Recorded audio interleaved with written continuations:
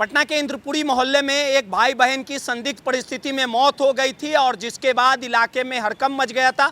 इस पूरे घटना को लेके अभी तक पटना पुलिस के हाथ खाली है। पूरी घटना आपको सिलसिलेवार तरीके से बताते हैं कि देर शाम पटना के इंद्रपुरी मोहल्ले में एक परिवार रहता था। परिवार खुशी खुशी अपना जीवन बसर कर रहा था और उनके एक छोटे बेटे और बेटी जो पड़ोस के ही एक महिला टीचर से पढ़ने जाती थी और नियमित समय के अनुसार दोनों बच्चे पढ़ाई करने गए थे, लेकिन पढ़ाई करने के बाद जब वो लौट रहे थे तो उनकी संदिग्ध परिस्थिति में मौत हो गई थी और उनका शव एक लवारिस कार में पटना पुलिस ने बरामद किया था। इस पूरे घटना के बाद इलाके में हड़कंप मच गया था। पीड़ित परिजनों ने इस पूरे मामले को लेकर हत्या का आरोप लगाया था। लगातार इस पूरे मामले की जांच पटना पुलिस कर रही है, लेकिन घटना के कई दिन बीत जाने के बाद भी अभी भी पटना पुलिस आरोपियों को पकड़ नहीं पाती है। पुलिस हर एक एंगल से जांच कर रही है,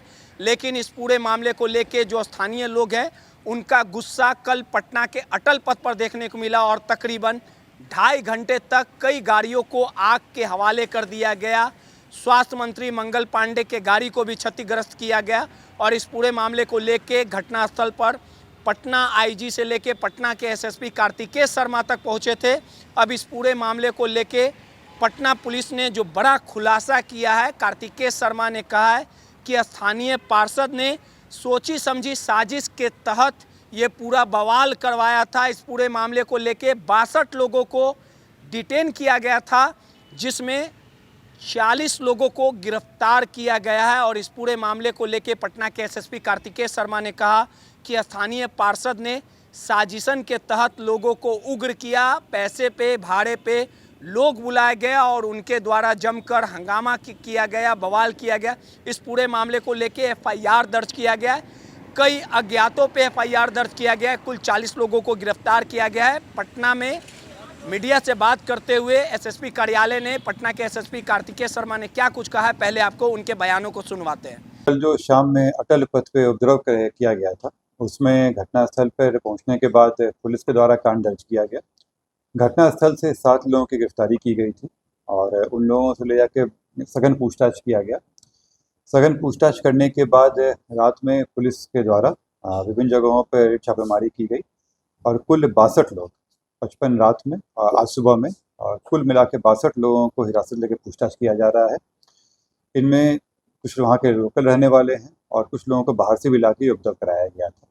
इस पूरे मामले में जो 2 मेन षड्यंत्रकर्ता थे वो वहाँ के लोकल वार्ड पार्षद टूटू नाम से हैं। इनके द्वारा एक व्यक्ति हैं श्वेत रंजन, जो मूल रूप से घोसवरी के रहने वाले हैं, परंतु वो हरिहर चंबर में बोरिंग रोड के पास में वो अपना पेशे से अधिवक्ता बताते हैं, परंतु उनका मूल रूप से काम यही है कि वो लोग इकट्ठा करके जगह जगहों पर जाकर धरना प्रदर्शन करते हैं। इसमें टूटू के द्वारा उनसे संपर्क किया गया था 1 हफ्ता पहले और उनके बीच में हुआ था कि इसको एक बड़ा राजनीतिक तुल दिया जाना है और इसी क्रम में जब लोग कुछ दिन पहले भी घटना करने की कोशिश किए थे, परंतु वो हो नहीं पाया था। कल जो श्वेत रंजन है ये कुछ लोगों को बाहर से अपनी गाड़ी से लेकर आए और उन लोगों के द्वारा वहाँ पे जो वार्ड पार्षद हैं उनकी मदद से जो लोकल लोग हैं उनमें अफवाह फैलाई गई और उनको ले जाकर वहाँ उपद्रव कराया गया। और जो श्वेत रंजन के आदमी थे उन्हीं व्यक्तियों के द्वारा वहाँ पे आगजनी का काम भी किया गया, पथराव भी किया गया और इसके अलावा वहाँ पे जो पत्थरबाजी पुलिस पे हुआ था सारा काम उनके द्वारा किया गया। इसमें वहाँ की कुछ महिलाओं भी सम्मिलित थी जिनको गिरफ्तार कर लिया गया है। इसका जो वार्ड पार्षद थे उनका मूल मकसद इसका राजनीतिक लाभ उठाना था और वो चाह रहे थे कि इसमें अपना टीम बनाया जाए और जो श्वेत रंजन है उनको इसमें पैसे भी दिए गए थे।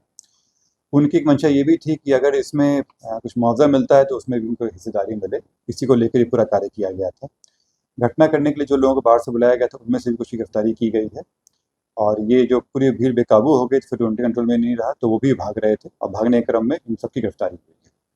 जो दोनों मुख्य षड्यंत्रकर्ता हैं उनकी गिरफ्तारी हो चुकी है। इसके अलावा जो 62 अन्य लोग हैं उनको भी पूछताछ के लाया गया है। फोटो वीडियोग्राफी से करके पहचान किया जा रहा है और जो कल घटना से पकड़ाए थे उनको जेल भेजा जा रहा है। जो आज सुबह पकड़ाए हैं उनको भी जेल भेजने का काम चल रहा है। इसमें सर मैं आप लोग के द्वारा ये भी कहना चाहूँगा कि जो पुरानी घटना जिसके बारे में संदर्भ में लोग किए थे, इसमें जो पीड़ित परिवार है उनका मानसिक रूप से उनका इस्तेमाल किया गया। उनको भी जानकारी नहीं थी कि इस तरह का षड्यंत्र किया जा रहा है। वो बाहर से आए और उनको तुरंत उस भीड़ पहले से इकट्ठा की गई थी, उनको लाया गया। उनको भी ये जानकारी नहीं थी कि इसका इस तरह से किया जाएगा। पुलिस के द्वारा उनके साथ जो भी पोस्टमार्टम रिपोर्ट आया सब साझा किया गया था। मेरे द्वारा आप लोगों को भी बताया गया है इसमें कि क्या चीज़ घटनाएं हुई हैं, किस तरह की चीज़ें रिपोर्ट आई हैं। हत्या का अभी तक पुष्टि नहीं हुई है। बिना हत्या की पुष्टि किसमें आगे जब तक रिपोर्ट कंप्लीट नहीं आ जाता है, कार्रवाई नहीं की जा सकती है। जो प्रिलिमिनरी रिपोर्ट आया है उसमें हत्या की पुष्टि नहीं है। ये बात उसके परिवार वालों को भी बताई गई थी और वो पुलिस के जो अनुसंधान है उससे संतुष्ट भी है, लेकिन इनके द्वारा भड़काया गया और कुछ षड्यंत्र रूप से बना कर इन लोगों को बताने की कोशिश की है कि इसमें कुछ और भी कारण बताए गए। लेकिन इसमें ये जो पूरे घटनाक्रम है इसका अपने निजी फायदा उठाने के लिए इन दो व्यक्तियों के द्वारा इस पूरे घटना का अंजाम दिया। रंजन और वहाँ के जो लोकल वार्ड पार्षद हैं टूटू। पूछताछ में बताया सर बाहर से कितने लोगों को बुलाया गया?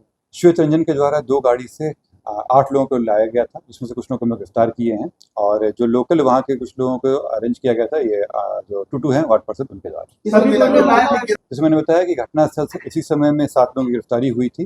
कल रात में अन्य 55 लोगों को उठाया गया है, वीडियोग्राफी से मैच कराया जा रहा है। 40 के ऊपर लोगों का मैच हो चुका है। अभी अन्य जो CCTV फुटेज है उनको निकाला जा रहा है। अभी फिलहाल पूछताछ के टोटल 62 लोग हैं।